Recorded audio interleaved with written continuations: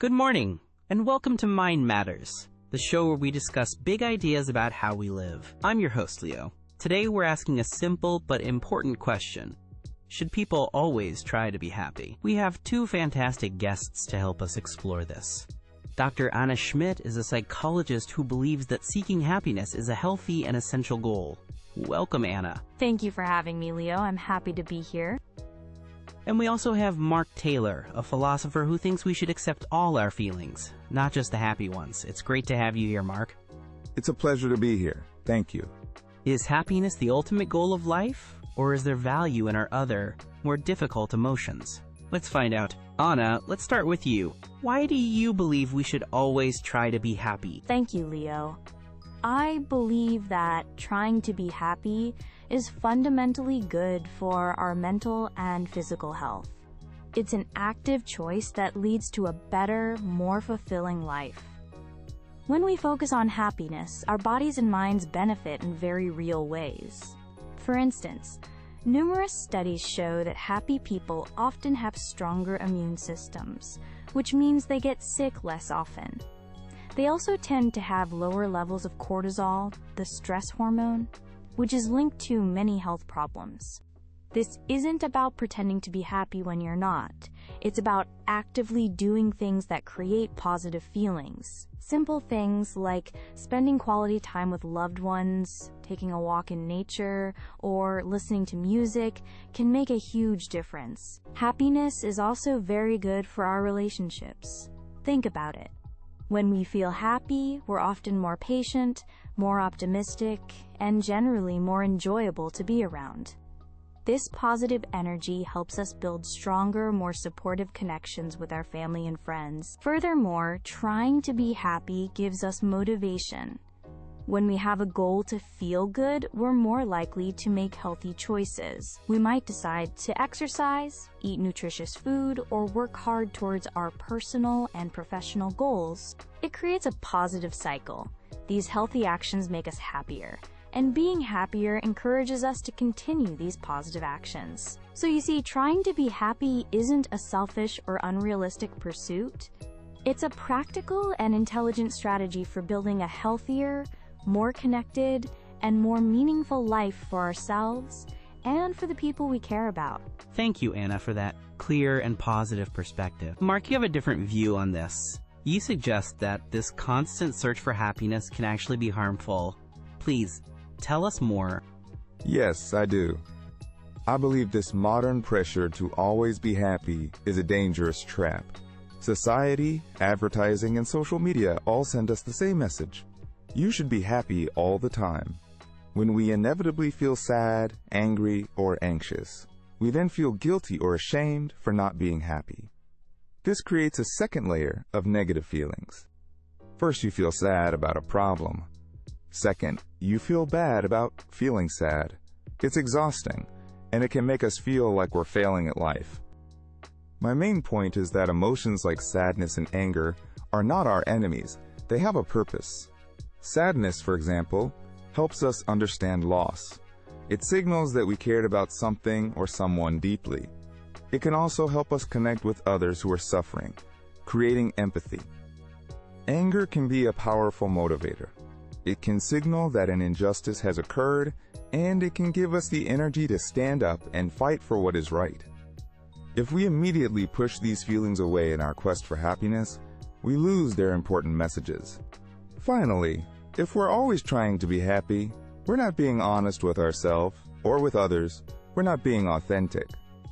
Life is full of ups and downs, successes and failures, joy and pain. Pretending that everything is wonderful all the time is not authentic living. True well-being, in my opinion, comes from accepting all parts of our human experience, the good and the bad. We should aim for a rich and full emotional life, not just a happy one. The goal should be to be whole, not just happy. Thank you both for your opening statements. You've clearly defined two very different approaches to this question. Mark raises a very interesting point about the pressure to be happy. Anna, what do you say to someone who feels that trying to be happy just makes them feel worse when they can't achieve it? That's a very important question, and it highlights a common misunderstanding of what I'm suggesting. I want to be very clear. Trying to be happy doesn't mean ignoring or suppressing other feelings. That would be unhealthy and counterproductive. It's all about balance. Of course, we all feel sad, anxious, or angry sometimes. These are normal human emotions. The key is not to let those feelings take complete control of your life for long periods. For example, if you feel sad after a disappointment, you should absolutely allow yourself to feel that sadness. Acknowledge it. But after some time, you can also take a small, gentle step to introduce a positive feeling. This could be as simple as calling a friend you trust, or watching a movie you love. It's not about forcing a smile onto your face. It's about gently guiding your mind towards something positive, like pointing a ship in a slightly different direction. So, if I understand you correctly, it's more about building positive habits over time rather than forcing a specific feeling in a difficult moment? Exactly. You've described it perfectly. It's very much like building a muscle at the gym. You can practice gratitude by thinking of 3 things you're thankful for each day. You can practice kindness by doing something nice for someone else. You make time for hobbies and activities that genuinely bring you joy. These actions slowly build a strong foundation of well-being. Then, when difficult times inevitably come, you're more resilient. You have more mental and emotional resources to cope with the negative emotions without being overwhelmed by them. Mark, what do you think about that approach? Is building a foundation of well-being, as Anna puts it, different from the cultural pressure you described earlier? It certainly sounds better in theory, but I'm still cautious. The language Anna uses is gentle, but the culture around us is not. The world often sells happiness as a product. Buy this car, and you'll be happy. Go on this vacation, and you'll be happy. Use this app, and you'll be happy.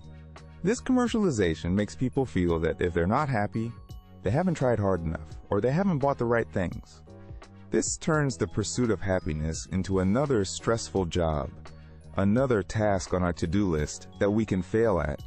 I believe true contentment comes from dropping the struggle entirely, not from adding more happiness tasks to our daily schedule, even if they're framed as building a foundation. Mark, let's talk more about the practical value of these so-called negative emotions. You mentioned their signals. Can you give us a specific example of how something like frustration or disappointment can be useful in everyday life? Certainly. Think about the feeling of frustration. It's often seen as a purely negative thing to be avoided. But imagine you're trying to learn a new skill, like playing a musical instrument or learning a new language. You will absolutely feel frustrated. That feeling is a critical signal. It's telling you that your current method isn't working, or that you need more practice. It pushes you to try a different approach, to watch a tutorial, to ask a teacher for help, or simply to practice more. Without frustration, you might just give up, thinking it's too easy. Frustration is a powerful motivator for growth and learning. That makes sense. And what about disappointment? How can that be a helpful emotion? Disappointment is also a great teacher. Imagine you worked hard to prepare for a job interview, but you didn't get the job. The feeling of disappointment is natural. If we just immediately tried to cheer up and ignore that feeling, we'd miss an important opportunity for reflection. Disappointment forces us to ask questions. What went wrong in the interview? What skills do I need to improve? What could I do better next time? It helps you learn about your own desires, your strengths, and your weaknesses. These so-called negative emotions provide valuable information about the world and our place in it. And how would you advise someone to handle these feelings of frustration or disappointment? Is there a place for them in a happy life? Absolutely. I want to repeat. A happy life is not a life without problems. That's a fantasy. A happy life is a life where you feel you have the resources and skills to handle the problems that arise. I completely agree with Mark that these emotions are important signals. We should listen to them. The difference in my approach is what you do next. Feel the disappointment, analyze it, learn from it, but do not live in it. After you've reflected on why you didn't get the job, the next step should be to focus on what you can control. You can update your resume, sign up for a course, or practice your interview skills. This is an optimistic and active approach. It acknowledges the negative feeling but then focuses on moving forward. It's about progress, not about getting stuck in the mud of a negative feeling. We're nearing the end of our discussion. It's time for closing statements. Anna, would you please give us your final thoughts on why people should always try to be happy? We've heard some very interesting and valid points today. But I want to return to a simple and powerful truth. Our mindset matters enormously. Choosing to focus on finding and creating happiness is a hopeful and empowering act. It's an expression of belief in a better future. This doesn't mean your life will be perfect, or that you won't have bad days. Everyone has bad days. It means that you believe in your own ability to find light even when there's darkness. It means you'll actively work to build a life that contains more joy, stronger relationships, and better health. It's not about chasing a fantasy of constant pleasure. It's about taking small, consistent, practical steps towards well-being. Trying to be happy is not a pressure. It's a practice. And it's a practice that can truly change your life for the better. Thank you, Anna. Mark, your closing statement. Why should we focus on being whole instead of just being happy? Today's discussion shows just how complex this topic is, and I thank Anna for the conversation. I believe the most important and healthiest goal is not to be happy, but to be whole. And being whole means accepting every part of our human experience. When we're sad, we should allow ourselves to be sad. When we're angry, we should listen to our anger and understand its message. Forcing ourselves to be happy is like wearing a heavy mask. It's dishonest, it's tiring, and it disconnects us from our true selves and from the people around us. Instead of chasing happiness, which can be like chasing a butterfly, I suggest we practice acceptance. Let's be curious about all of our feelings, positive and negative. True peace doesn't come from forcing positive thoughts. It comes from allowing life, with all of its different colors, to be exactly what it is. And that's all the time we have for this episode of Mind Matters. My sincere thanks to Dr. Anna Schmidt and Mark Taylor for a fascinating and truly thoughtful debate. So, should we always try to be happy? Perhaps. As we've heard, the answer is personal and lies in a balance. Anna encourages us to practice happiness as a skill for building a better, more resilient life.